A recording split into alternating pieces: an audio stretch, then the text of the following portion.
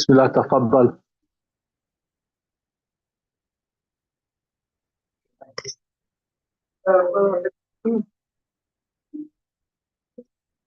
عن عامر بن سعد قاسم أن سعد بن قاسم قال في مرضه الذي حدث فيه فجدوا فيه أحدا وانصبوا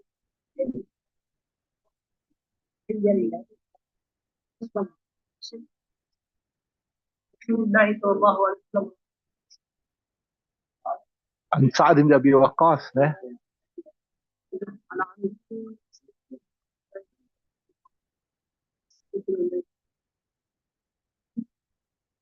I need the hadith before the new bab. Huh? No, I'm just saying, can't find it really. Oh, we started the new bab already. Oh, okay. Okay, Bismillahir Rahmanir Rahim. Nahmaduhu wa nusalli ala Rasulil Kareem. Is it clear here with the online people? Just indicate if it's clear because we've got a new mic we're using today. Alhamdulillah. Just say if it's clear. بسم الله الرحمن الرحيم. وأنا عامر بن أبي وقاص أن سعد بن أبي وقاص قال في مرض الذي هلك فيه الحدوا لي لحدا وانصبوا علي اللبن نصبا كما صنع برسول الله صلى الله عليه وسلم رواه مسلم. Who knows the two type of graves here before we look at the سبق? Who knows? أنت تعرف القسمين من القبر؟ تعرف ما بين لنا القسمان من القبر؟ بين لهما. What are the two types of graves? Who knows? It's called what? A lahad and a shiq. What is a lahad? Anybody knows what's a lahad? Loud? Okay, yeah, but what is the shape of a lahad?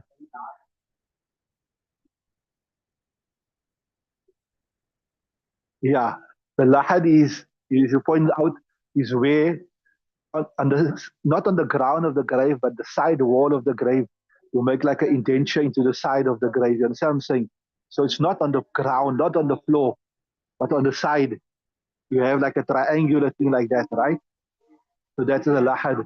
So we're going to discuss all this in detail, inshallah. So narrating the authority of Amr ibn Sa'ad ibn Abi Waqqas, that is the son of Sa'ad ibn Abi Waqqas, was a famous, a great Sahabi. He said he bequeathed في مرض الذي هلك فيه, in the illness, the one that he passed away in it, ilhadu li lahadan. When I pass away, I want people to make a lahad for me, the one which has got the indenture towards the side, right? Wansibu alayya labina, and then erect upon me bricks. So you put the unbaked bricks on the side, right? كما صنع برسول الله صلى الله عليه وسلم, like how it was done with Rasulullah صلى الله عليه وسلم. رواه مسلم. Imam Muslim narrates this particular riwayah. Okay, so I told you the qabr, there's two types. One is the lahad, which goes into the side, and it's called lahad. And the other one is also called the baghli qabr, or it's called the shiq. Or another work is also called sanduqi qabr. So you dig the grave to the normal 6 feet, right? And after the 6 feet, now you either make the, what you call it, to the side, and the lahad is normally towards the qibla, so that when you put the person into face there, the body will face the qibla. You make like a hole, like a niche, that the body goes in into the side. And then you'll cover that with untreated wood or with unbreaked bricks.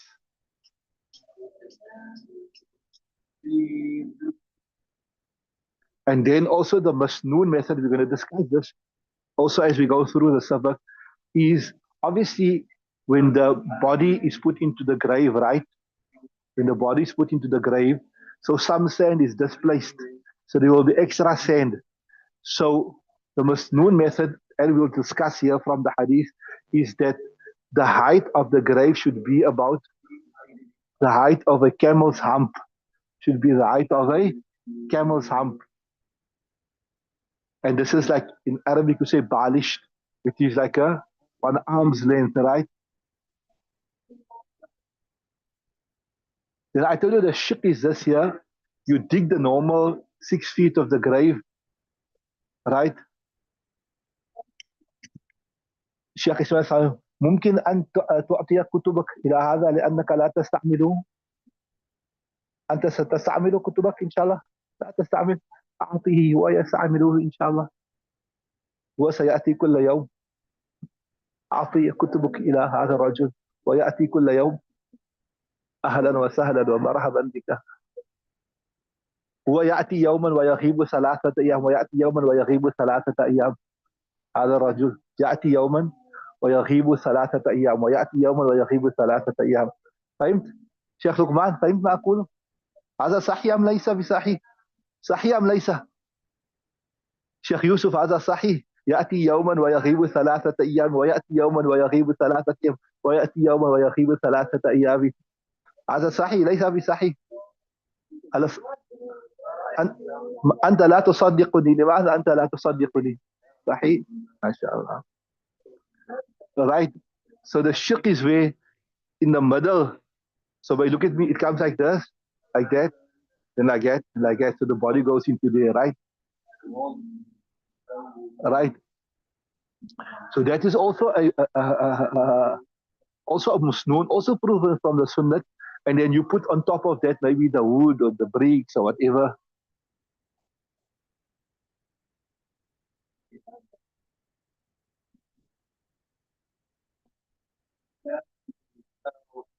So both, remember, both are permissible.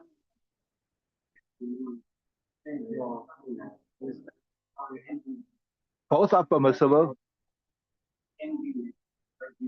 But when the ground is solid and the ground, see the lahad, when you dig towards the side, if the sand is it's not like in a desert sand, it will collapse. You understand what I'm saying?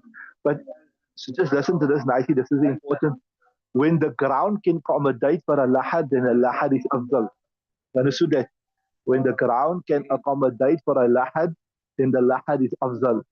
But here, alhamdulillah, I think in P the ground, mostly they make lahad because the ground is very, very firm.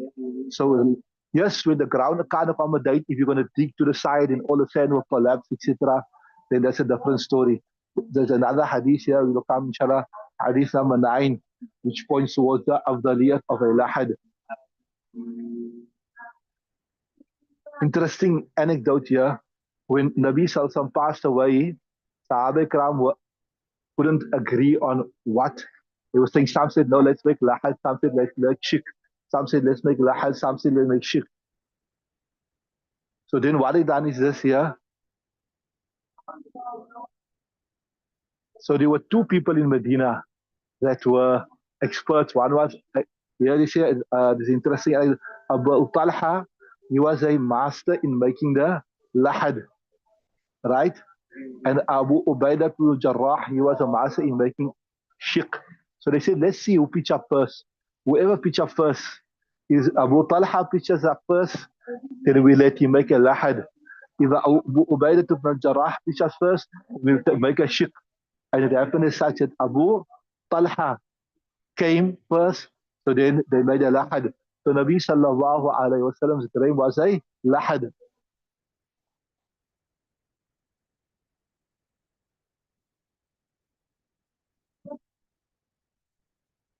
And then the mouth of the lahad was closed with.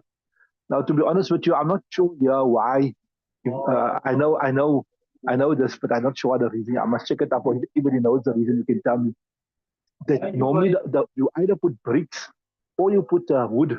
But why must it be untreated? Anybody knows the reason? They specifying here. It must be unbaked bricks. Mustn't be baked in the oven and it. And even the wood also normally, if you see, is untreated wood.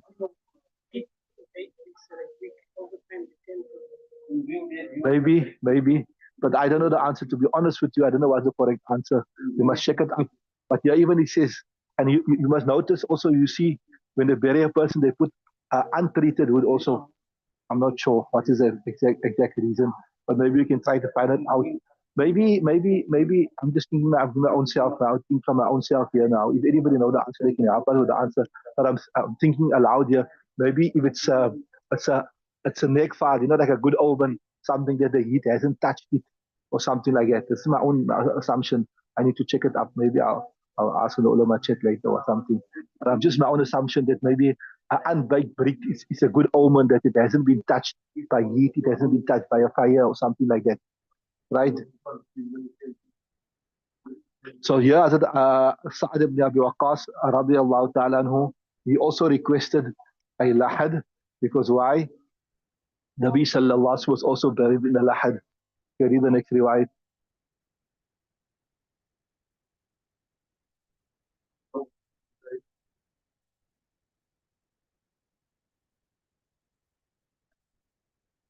بسم الله الرحمن الرحيم. عن ابن عباس narrated أثر ابن عباس قال جعل في قبر رسول الله قطيفة حمراء. Narrated أثر ابن عباس, he said that he was placed in the qabr of Rasulullah sallallahu alaihi wasallam. Qatifa means like a red cloth, a red shawl.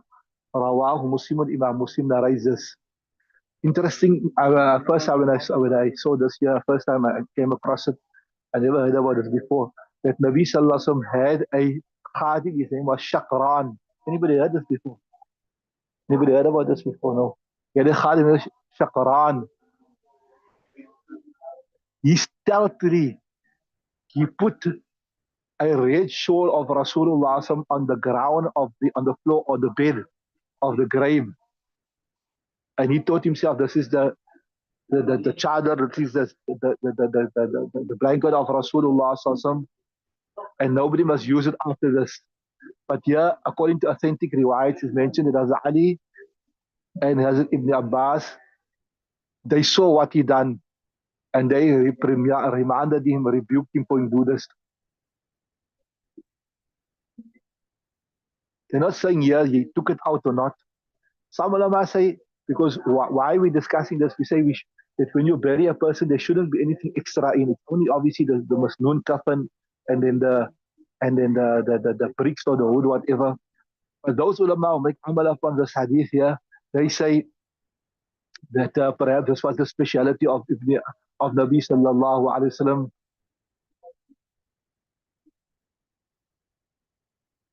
But Ibn Abdul Barr in his kitab Isti'ab, he says no, that the Sahaba Ikram, they removed this. The Khadim put it there in the grave, but eventually it was removed.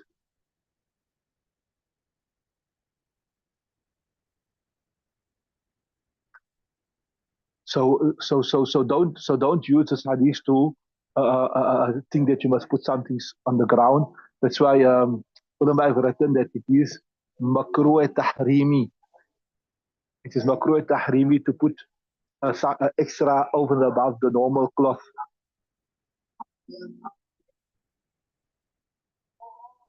And then obviously people will go overboard. You see how some of these people, they put chadar and they put sheets on the grave. All of this is unfounded, right? So the correct opinion is eventually it was removed, right? Carry on, next hadith. Reader.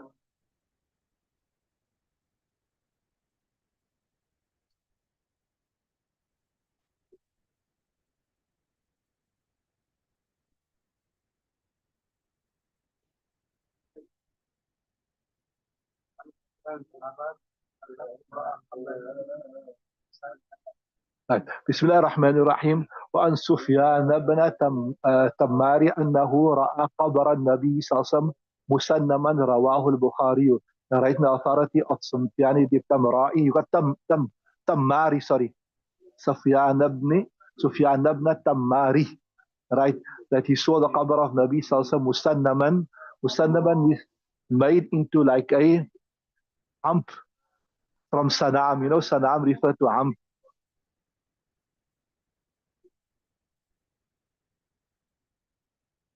So Hazrat Imam Malik, Hazrat Imam Ahmad, and Hazrat Imam Abu Hanifa, they also made amal upon this hadith, and they say that the qabr should be raised with the excess sand, right? I told you the display sand. It should be like the hump of a camel. But interesting here, as Imam Shafi says that the grave should be level. Did you come across this in the Shafi Madhab? No. Yeah, here they say that according to the Shafi say that it should be flat. Maybe this is the opinion in the Shafi Madhab also. So besides this hadith, there are many other hadith that the Hanafis use to say that it's better to have the grave raised. Right. Read the next hadith, Ismail.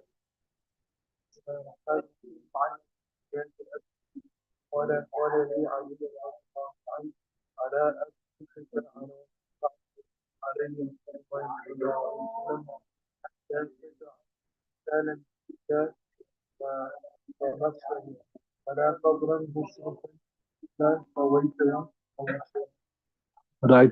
Bismillah ar-Rahman ar-Rahim.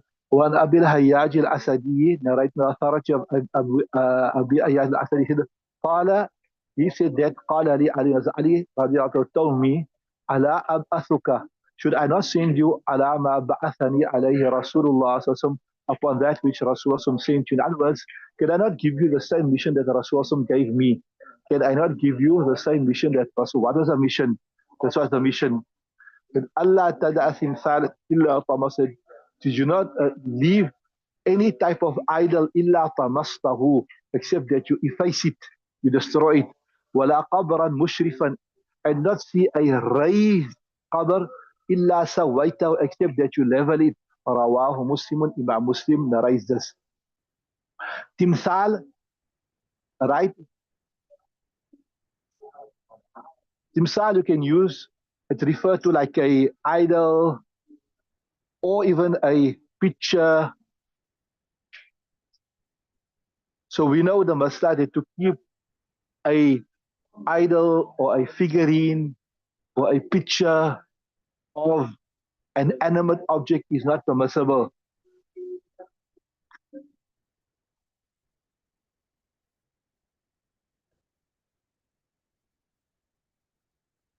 But if you remove such features from it, whereby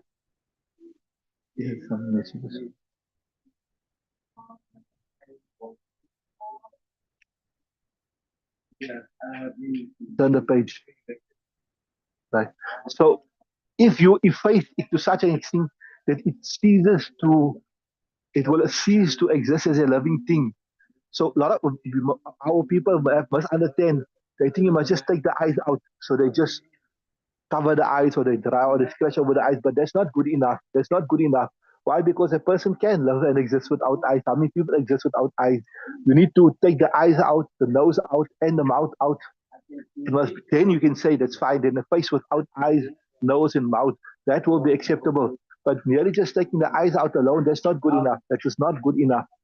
Because as I said, it must the principle, overarching principle here is it must be effaced to such an extent that it cannot exist as a living thing. Are you with me? So just remember that. And then also if something is on the floor, it's mohan, like you have it on a doormat or something, then that's also fine. It's not a problem, right?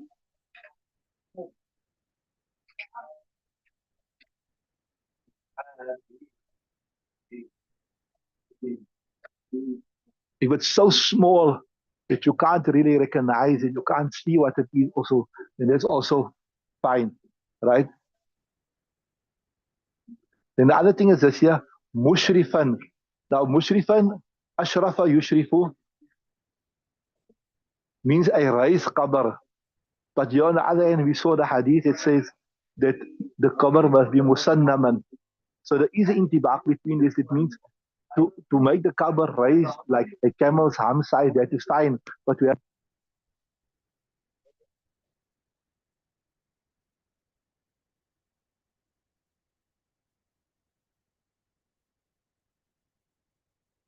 some people try to use the fact that Nabi Sallallahu Alaihi Wasallam, his grave is covered. But there the reasoning and the rationale is different. See, Nabi Sallallahu Alaihi Wasallam said that a Nabi is buried wherever he passes away. A Nabi is buried wherever he passes away. So Nabi Sallallahu Alaihi Wasallam passed away in his own room. So he was buried in his own room. It's not that after he passed away, somebody came and built something over it. You understood? So the Barelvis in India, they have what they call the mazars, and I'm sure you know the mazars. They have big fancy canopies, and they have buildings over, and they have domes and all that stuff. That is strictly prohibited in Sharia. In fact, the next few hadith will speak about that a bit. But so just remember this: if anybody argues and say that why are you prohibiting building over a grave, or why you are prohibiting putting a dome or a canopy or building? Look at Nabi Sallallahu.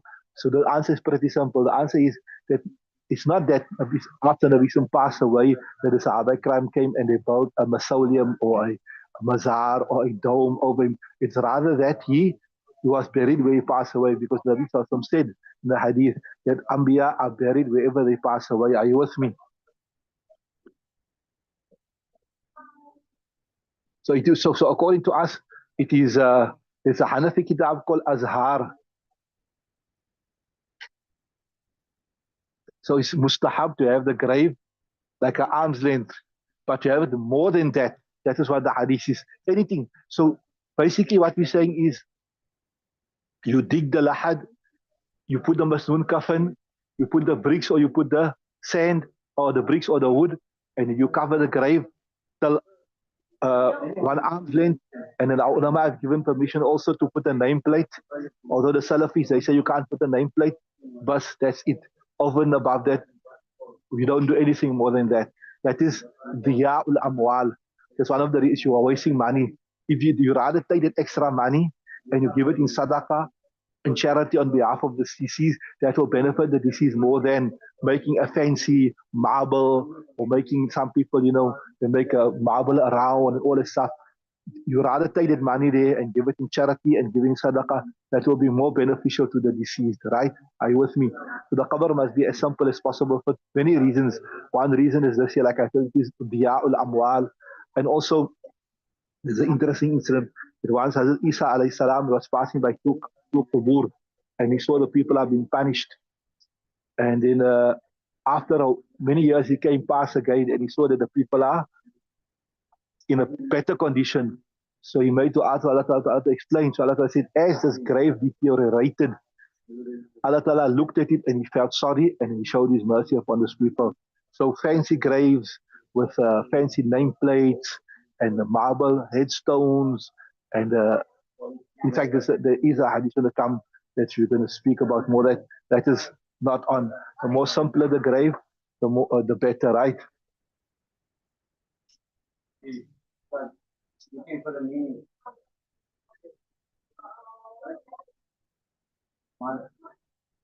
So you can't use the building on the Nabi as a proof to say that you can build around the grave. Okay, read the next right, inshallah.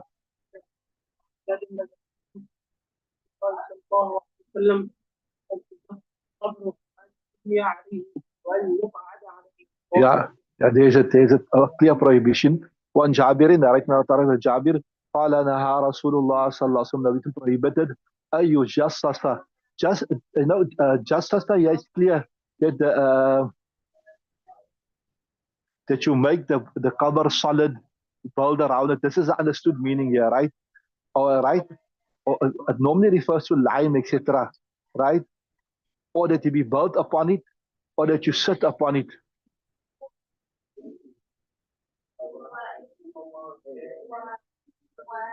So to build like a solid wall around the grave, it is makruh tahrimi. And even worse is that you cover the top with a marble slab and all that type of thing. And worse, like some people in India, they have this custom that the pious people, they build domes and all that type of thing. Yeah, Mufti Saab said that when you see this, it's actually wajib to go break it down.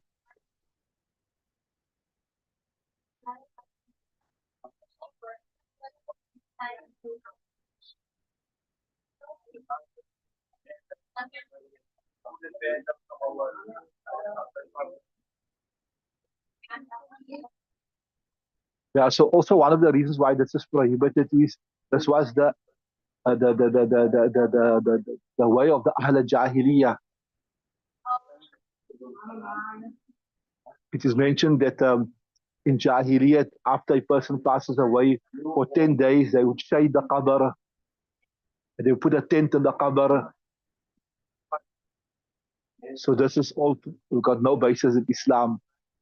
And then to sit on the grave itself, obviously, to walk on the grave, that is not permissible. Sometimes, if you are in the graveyard and you're reading Salah, you shouldn't put the grave between yourself and the Qibla. Okay, read the next hadith.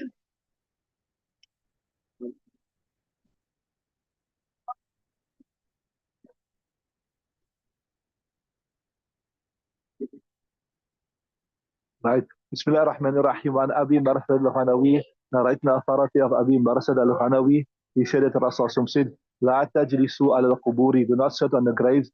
ولا تصلوا إليها. And do not pray towards it. So to sit on the grave, to walk on the grave, to put your feet on the grave, to take a shortcut across the grave, etc. is makruh tahrimi.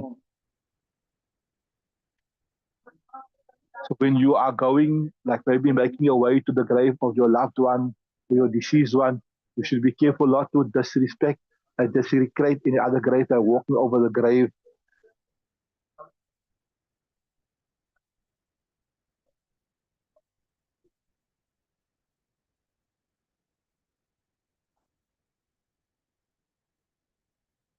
So remember the sunnah dua when going to the grave is Assalamu alaikum dara qawmi mu'minin wa inna inshallah bikum lahiqun.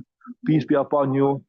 Right, dara qawmin, the abode of the people that we will be joining you soon. Assalamu alaikum ya ahl al-quburi yaghfirullahu lana wa lakum.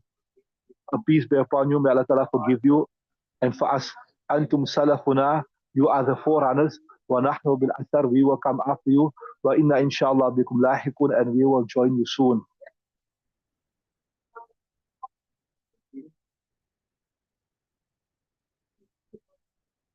To read salah towards a grave, to make sajda to a grave, if it is done ta'zeeman, then this is haram. But if you do it like how you worshipping Allah Ta'ala, then obviously it's kufr, right?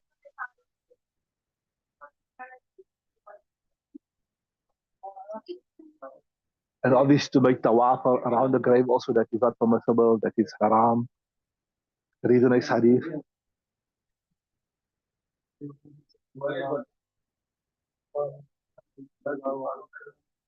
أن يجلس أحدكم على جمرة تحفظ ثيابه فتغسل إلى جنسه خير له يجلس على قبره. بسم الله الرحمن الرحيم. عن ابي هريره نرجع اثر ابو هريره قال رسول الله صلى الله عليه وسلم فيجلس احدكم على جمره فتحترق ثيابه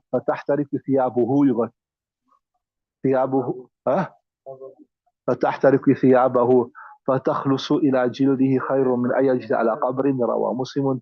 نرجع اثر ابو هريره. He said, what you also got the thiyab, what you got فتحرق ثيابه فتحرق. Right now, authority of Abu Huraira radiallahu ta'ala, he said, the Rasul said that any one of you sit, right, ala jamratin, upon a coal, and then fatuhriku thiyabahu, and then that coal burns him, right, fatakhlusu ila jildihi, it burns his clothes to such an extent that it reaches his skin. Khayrun min ay ajlisa ala qabrin, it is better for him that he sat on a qabr. In other words, the punishment for desecrating, disrespecting a grave is so great that you rather tolerate being burnt with a coal. You rather tolerate being your skin scalded with a hot coal than to show disrespect to a grave and sit upon it, etc. Right? Read another one.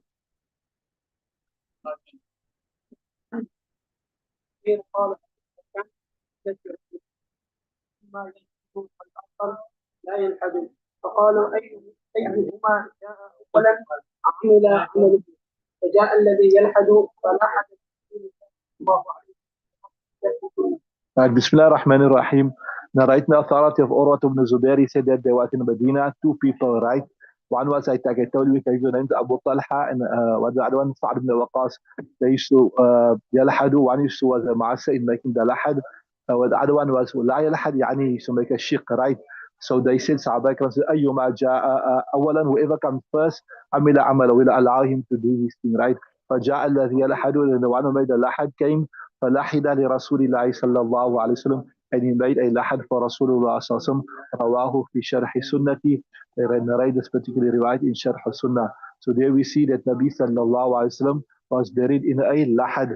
So we are fortunate here in P also that like lahad, right? أقوم معنا نزيم إذا ويصاب ويكون tomorrow إن شاء الله. فسبحان الله بحمده سبحانك الله وبحمدك نشهد أن لا إله إلا أنت نستغفرك ونتوب إليك. لا تلا accept, لا تلا